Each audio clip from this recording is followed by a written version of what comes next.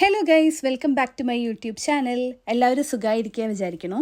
ഞാൻ ഇന്ന് 3 ആഴ്ചകൾക്ക് ശേഷം തിരിച്ച് ലണ്ടനിലേക്ക് പോവുകയാണ്. അപ്പോൾ കൊച്ചിയിൽ നിന്ന് രാവിലെ 10 മണിക്കാണ് നമ്മുടെ ഫ്ലൈറ്റ്.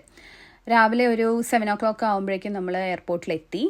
ഞാൻ ഇത്തിഹാദ് എയർവേസിലാണ് ട്രാവൽ ചെയ്യുന്നത്. ഇപ്രാവശ്യം എനിക്ക് ചെക്ക് ഇൻ ബാഗേജ് മാത്രം 40 kgs കൊണ്ടുപോകാൻ പറ്റുമായിരുന്നു. പിന്നെ ക്യാബിൻ ബാഗ് സെപ്പറേറ്റ്ലി ഒരു 7 kgs കൊണ്ടുപോകാൻ പറ്റുമായിരുന്നു. ഇങ്ങോട്ട് വരുമ്പോഴും അങ്ങനെ തന്നെയായിരുന്നു. ഞാൻ ഒറ്റയ്ക്കാണ് ട്രാവൽ ചെയ്യുന്നത്. 2 ബാഗേജസും നല്ല വെയിറ്റ് ഉണ്ടായിരുന്നു. അതുകൊണ്ട് ഞാനിവിടെ എയർപോർട്ടിലുള്ള സർവീസ് ഉണ്ട്, സ്പീഡ് ആൻഡ് വിങ്സ് എന്ന് പറഞ്ഞിട്ട്. ആ സർവീസ് എടുത്തിട്ടുണ്ടായിരുന്നു. അപ്പോൾ അവർ കൂടെ ഉള്ളത് കൊണ്ട് കുറച്ചും കൂടെ എളുപ്പമായിരുന്നു എനിക്ക്. എന്തായാലും ചെക്കിനൊക്കെ കഴിഞ്ഞു. പിന്നെ ബോർഡിംഗ് പാസ് കിട്ടി.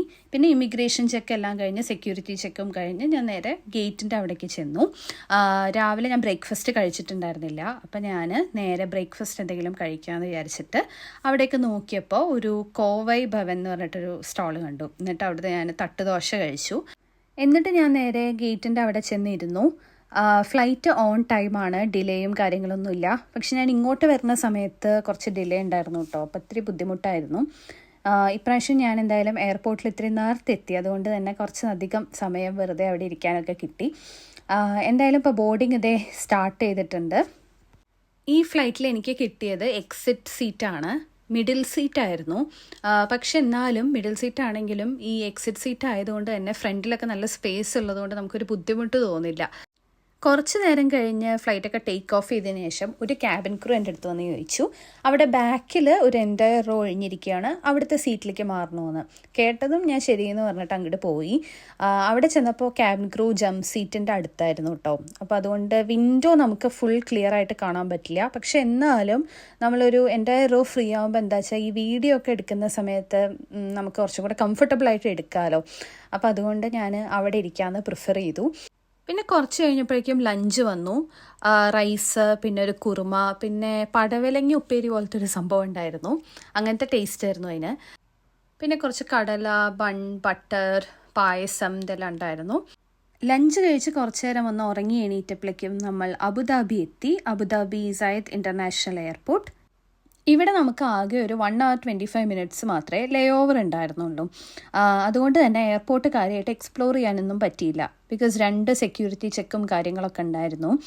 എയർപോർട്ട് കുറച്ചൊക്കെ കറങ്ങി നടക്കണമെന്ന് വിചാരിച്ചതാണ്. പക്ഷെ സാരമില്ല, നമുക്ക് നേരെ ഗേറ്റിൻ്റെ അവിടേക്ക് ചെല്ലാം. ഗേറ്റിൻ്റെ അവിടെ എത്തിയതും ബോർഡിങ് സ്റ്റാർട്ട് ചെയ്തിട്ടുണ്ടായിരുന്നു. നേരെ വേഗം ഫ്ലൈറ്റിൽ കയറി. പിന്നെ ഞാൻ പറയാൻ മറന്നു, നമ്മൾ ട്രാവൽ ചെയ്യുന്ന ഈ 2 ഫ്ലൈറ്റുകളും എയർബസിൻ്റെ ഫ്ലൈറ്റ് ആയിരുന്നു കേട്ടോ. ഇതൊരു ലോങ് 7 hours ഫ്ലൈറ്റ് ആയതുകൊണ്ട് തന്നെ ഞാൻ സീറ്റ് പ്രീ ബുക്ക് ചെയ്തിട്ടുണ്ടായിരുന്നു, വിൻഡോ സീറ്റ്. അതാകുമ്പോൾ കുറച്ച് കംഫർട്ടബിൾ ആയിട്ട് ഇരിക്കാമല്ലോ എന്ന് വിചാരിച്ചു. പക്ഷേ ഇവിടെ എന്നെ സർപ്രൈസ് ചെയ്തുകൊണ്ട് എൻ്റെ മുമ്പത്തെ ഫ്ലൈറ്റ് പോലെ തന്നെ ഈ ഒരു എൻ്റയർ റോയിൽ ആരും ഉണ്ടായിരുന്നില്ല. ഞാൻ കഴിഞ്ഞ വീഡിയോയിൽ ഫ്ലൈറ്റിൽ തരുന്ന സംഭവങ്ങളൊക്കെ കാണിച്ചിട്ടുണ്ടായിരുന്നു. സെയിം സാധനങ്ങളൊക്കെ തന്നെയായിരുന്നു ഇപ്രാവശ്യം. അതുകൊണ്ട് ഞാൻ റിപ്പീറ്റ് ചെയ്ത് കാണിക്കുന്നില്ല. ഞാൻ എന്തെങ്കിലും സിനിമയൊക്കെ കാണാം എന്ന് വിചാരിച്ചിട്ട് ആസ് യൂഷ്വൽ നമുക്കിതൊക്കെയാണല്ലോ ഫ്ലൈറ്റ് കയറിയ പരിപാടി. അപ്പോൾ എന്തൊക്കെ സിനിമകളുണ്ടെന്നൊക്കെ നോക്കി. പിന്നെ കുറേ നേരം ഫ്ലൈറ്റ് മാപ്പും കാര്യങ്ങളൊക്കെ നോക്കിയിരുന്നു. ഫ്ലൈറ്റ് ടേക്ക് ഓഫ് ചെയ്തു. ഈ ഒരു സമയത്ത് താഴേക്ക് നോക്കുമ്പോൾ എന്ത് രസമാണ്. അബുദാബി സിറ്റി ഇങ്ങനെ അടിപൊളിയായിട്ട് നിൽക്കുന്നുണ്ടായിരുന്നു. റോഡുകളും ഫ്ലൈ ഓവറുകളും ഡെസേർട്ടും ബിൽഡിങ്ങുകളും വീടുകളും ഇതെല്ലാം ഞാൻ ശ്രദ്ധിക്കുകയായിരുന്നു. എനിക്കിങ്ങനെയൊക്കെ നോക്കി ഞാനിങ്ങനെ കുറേ ഇമാജിൻ ചെയ്യും അതിനകത്തൊക്കെ എന്തായിരിക്കും ഓരോ ബിൽഡിങ്സ് കാണുമ്പോഴും റോഡുകൾ കാണുമ്പോൾ വണ്ടികളൊക്കെ നോക്കാനൊക്കെ നല്ല രസമാണ് ഈ ഫ്ലൈറ്റിൻ്റെ മുകളിലിരുന്നിട്ട്. എന്തായാലും അതെല്ലാം കഴിഞ്ഞു. ഇപ്പം നമ്മൾ കുറച്ചിങ്ങനെ കടലിൻ്റെ മുകളിൽ കൂടെയൊക്കെ പൊയ്ക്കൊണ്ടിരിക്കുകയാണ്. പിന്നെ താഴെ നോക്കുമ്പോൾ കുറേ മേഘങ്ങൾ, പിന്നെ കുറേ ദ്വീപുകൾ പോലെയൊക്കെ കാണാം. അങ്ങനെയൊക്കെ നല്ല മൊത്തത്തിൽ പറയുകയാണെങ്കിൽ ഈ പകൽ സമയത്ത് നമ്മൾ ഫ്ലൈറ്റിൽ ട്രാവൽ ചെയ്യുമ്പോൾ നല്ല ക്ലിയർ ആണെന്നുണ്ടെങ്കിൽ താഴേക്കൊക്കെ നോക്കുമ്പോൾ കാണുന്ന വ്യൂസും പിന്നെ കുറച്ച് കഴിഞ്ഞാൽ മേഘങ്ങളെ കാണുന്നതൊക്കെ കിടിലനായിരിക്കും എക്സ്പീരിയൻസ്. പിന്നെ ഞാനിത് ബദ്രിനാഥ് കി ദുൽഹനിയ സിനിമട്ട് കാണുമായിരുന്നു. അപ്പോൾ ഡിന്നർ വന്നു. ഡിന്നർ നന്നായിരുന്നു. റൈസ് ഉണ്ടായിരുന്നു, പിന്നെ ഒരു കോളിഫ്ലവർ മസാല, ദാൽ മഖ്നി, പിന്നെ ഒരു സാലഡ് ഉണ്ടായിരുന്നു, പിന്നെ ഒരു ഡിസേർട്ട് ഉണ്ടായിരുന്നു, പിന്നെ മാംഗോ ജ്യൂസ് കുടിച്ചു. അങ്ങനെ എല്ലാം കൊണ്ടും ഡിന്നർ കിടിലനായിരുന്നു. ഈ സാലഡൊക്കെ എനിക്ക് നല്ല ഇഷ്ടപ്പെട്ടു. പിന്നെ ഈ ഒരു കോഫി പുഡിങ് ഒരു രക്ഷയുണ്ടായിരുന്നില്ല, അടിപൊളിയായിരുന്നു. ഞാൻ രണ്ടാമത് വീണ്ടും ഒരു സിനിമ കണ്ടു. ഞാൻ ശരിക്കും 2 സിനിമകൾ ഈ ഒരു ഫ്ലൈറ്റ് ജേർണിയിൽ കണ്ടു കേട്ടോ. കാരണം എനിക്ക് ഉറക്കം വരുന്നുണ്ടായിരുന്നില്ല കാര്യമായിട്ടേ. അപ്പോൾ സിനിമയൊക്കെ കണ്ടിരുന്നു. പിന്നെ കുറച്ച് നേരം കഴിഞ്ഞപ്പോൾ സ്കൈ എന്തൊരു ഭംഗിയായിരുന്നു എന്നറിയോ. ലൈക്ക് ഒരു പിങ്കിഷ് കളറായിരുന്നു സ്കൈ. ഈ സൺസെറ്റിൻ്റെയൊക്കെ സമയമായപ്പോൾ വളരെ നല്ല വ്യൂ ആയിരുന്നു.